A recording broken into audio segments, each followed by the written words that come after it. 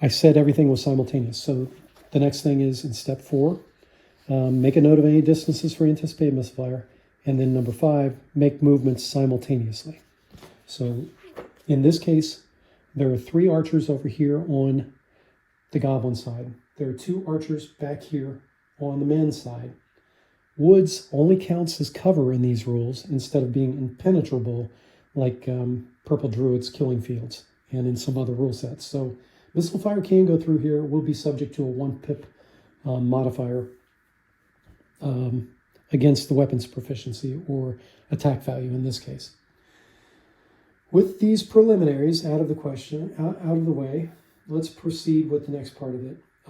Let's do some measurement. So the goal on the man side is to get these chests all the way to the other side of the board.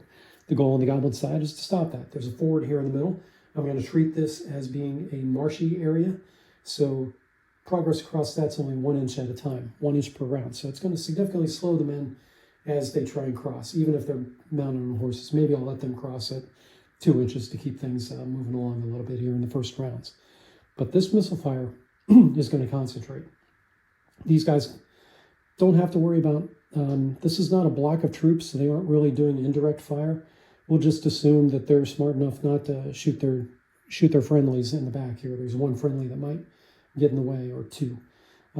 Same thing for the men. They're shooting across here. There are other men that are in the vicinity, but again, the figures are much larger on the table than they would be compared to the ground scale. So take that into account. This is just the approximate location of those figures. So we're not going to stress ourselves out too much.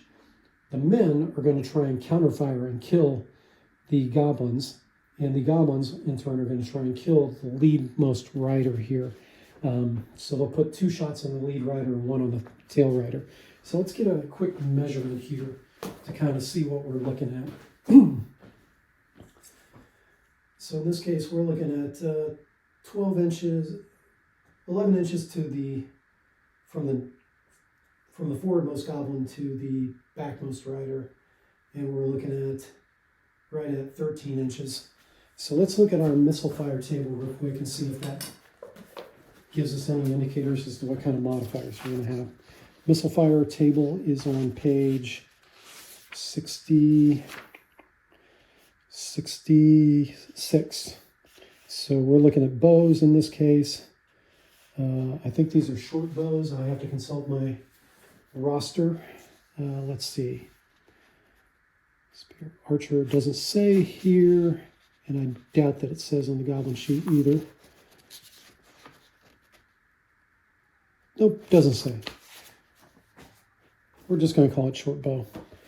So all the ranges for the goblins is going to fall into 10 to 15, so that's going to be a long shot for them. As for the men, let's see what the range is for them.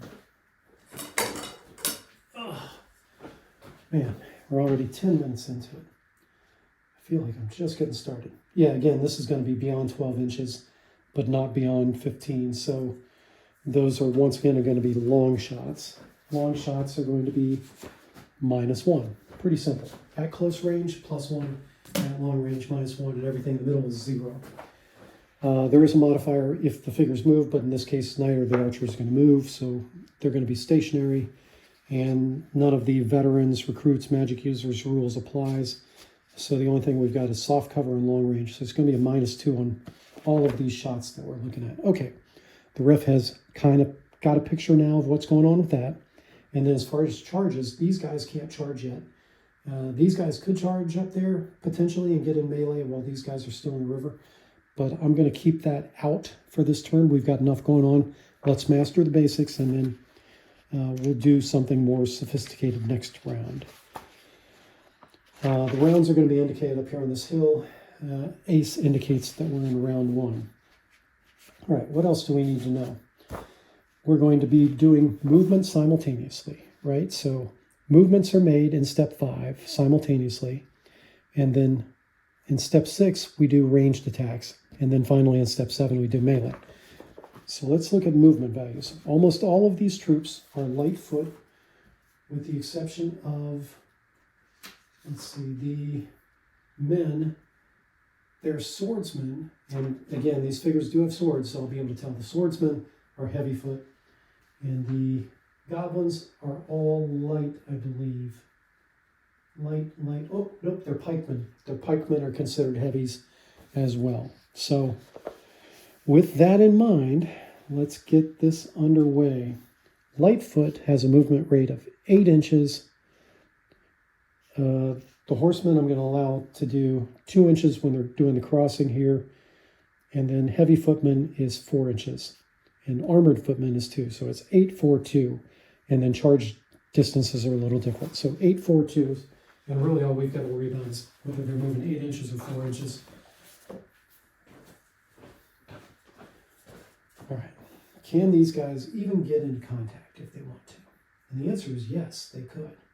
So I think I'm going to move these guys up simultaneously. So we're going to let these guys move up 8 inches. And since these are all about an inch apart, I can move the whole shooting match up. I know these guys can only move 2 inches potentially. So he gets out of the water and turns. This guy is just going to get to the edge of the ford here. And then the bowmen are not going to move. The leader, we'll see if he moves here in a minute.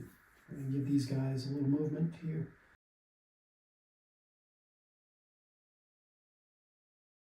They do have an inch range on either side of them to prevent somebody moving past them, infiltrating, so to speak, just like in chainmail.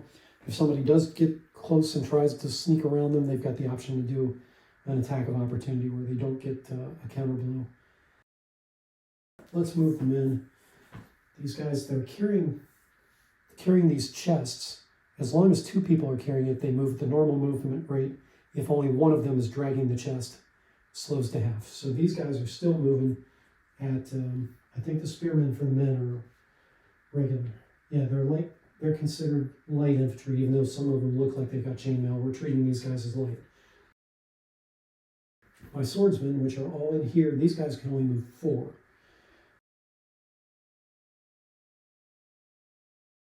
Let's handle the missile fire, because missile fire comes after movement.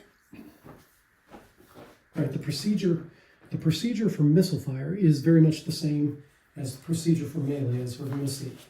So first, the attacker will roll against his or her weapon's proficiency. Next, if a hit occurs, the defender will roll against his armor class as a type of saving throw.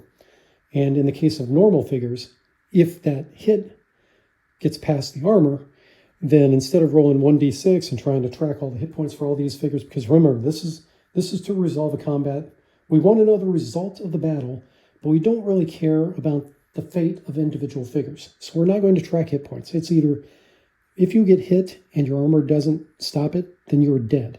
So it's going to be very fast to resolve this. So we're looking at shooting these guys. So with normal figures, again, keeping it simple, their weapon proficiencies are all going to be 7. So I'm rolling 2d6 and attempting to be under their weapons proficiency. The weapons proficiency is modified by those modifiers, which we talked about, right? -1 for the woods, in this case, firing across the woods.